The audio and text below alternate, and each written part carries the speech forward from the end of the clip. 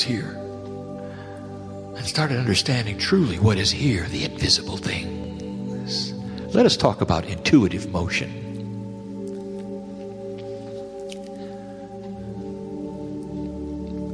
Medicine does not like this.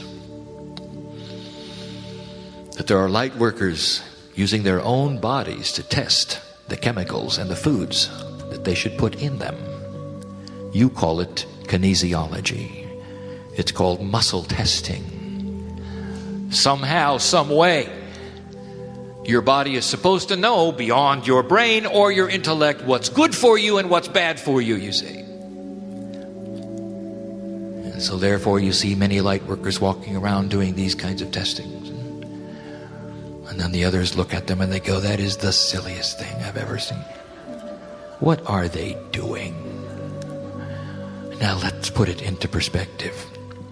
Think of this for a moment. What's your biology designed to do? My partner, I want you to go slow on this one.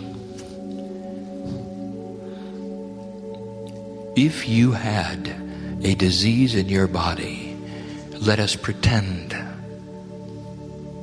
it was something like a cancer. And it's present in you right now.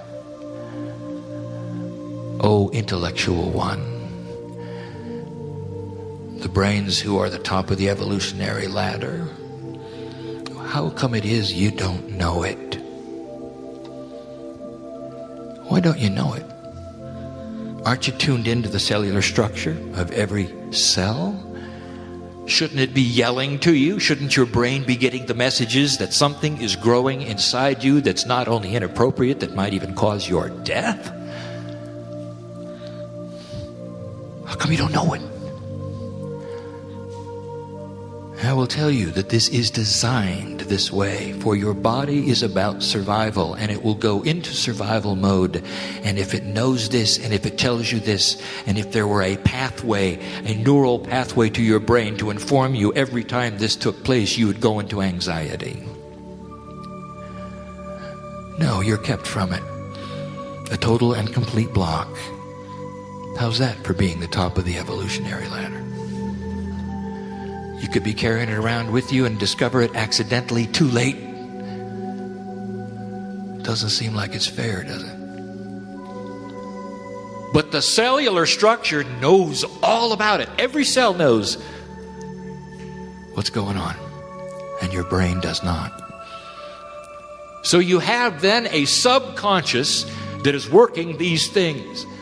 Perhaps for months, there have been the kinds of cells that fight this, going to meet the battle every day, and you walk around having no idea. So a system is there that would take the innate knowledge of what is going on in your cellular structure and give it to you that is beyond the intellectual, and it is called kinesiology. Try it. Your body will give you information if you ask it in ways that go around the intellect. It is real. It is practiced by many. It is also the same process used for what you have called the pendulum. Your fingers grasp the pendulum on the end of the chain or the string, and which direction it goes helps you to decide what to do for yourself. And those who see you do it run the other way, don't they? You must be some part of an evil cult. Imagine that. Try it. What is going on there is literally the muscles of the fingers. Beyond your ability to understand or control them, as you try to hold them still, are trying to give you a message swinging the pendulum one way or the other. It's innate intelligence trying to go around your intellect through your muscles. And it works. What would you think of a medical doctor whipping out his pendulum for answers every time he went? Well, guess what? Yai is here, and he does that, and he's right here. Sorry to embarrass you, Yai.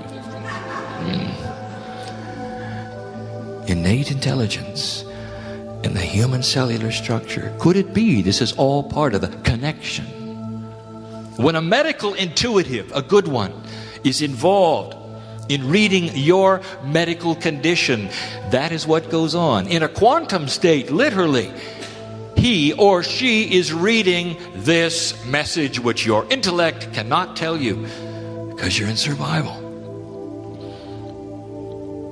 Use it if you dare. And find out what's going on. What's best for you? What kind of food are you allergic to? All of these things, your body knows them. Let's move to another one. Astrology. Unfortunately, I cannot talk to you about astrology tonight because it's not esoteric. It's extremely scientific. And so I will postpone the astrology till tomorrow. I will give you the physics of it, how it works, why it works. Take the magic right out of it. Some of you might not like that, but you'll know why. And to some of you, it's going to make sense. To some of you, it will make sense. I wish to broach a subject that is so difficult. It is so esoteric. The 3D part of you must suspend itself completely for this explanation to even come close to being succinct. If I'm going to tell you how numerology works, I'm going to have to tell you about the other side of the veil. I'm going to have to tell you about an interdimensional state of quantumness, which represents the way it is when you're not here. In this string that you're on that is linear, a time frame that is so limiting, you cannot stop the clock. It keeps going. You cannot reverse it. It only goes in one direction. And you're always moving. You can't stop. You can't go forward at another speed. You cannot go backwards at all. What a limitation. Imagine now going to a place where there is no time at all. And in this place where there is no time at all, there is a tremendous amount of confusion, it appears, because everything looks random. And instead of a reality that you have of a three-dimensional existence, consciously what you see is every potential possible for you and your neighbor and everyone on the planet, all together in one place. There is no timeline put upon any of them. Therefore, not only are the potentials there of what you might do even after you leave this meeting, but the potentials of what you used to do in what you call the past, and all the potentials that were there that you missed or did not go on or not do, all together in one place. Can you imagine something that is so chaotic? And you sit and you look at this and it looks so confusing, so confusing. And all you say is, I want to get back to the string where it was simple. This is the quantum state. And to you, as you cross the bridge, even marginally into that quantum state, it looks chaotic. Incredibly chaotic. Because there are no rules, apparently. There's no system, apparently. Because they don't follow what you would expect in 3D. Now, do they? They're not simple.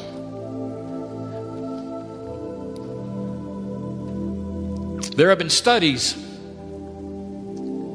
and I give this as an example, of those humans which were born sightless. And they spend their lives growing up with a completely different kind of a reality than you might have. For all of their lives, they are concerned with what they can see through their ears. the reflections off of the walls, what they can feel through the cane in their hand.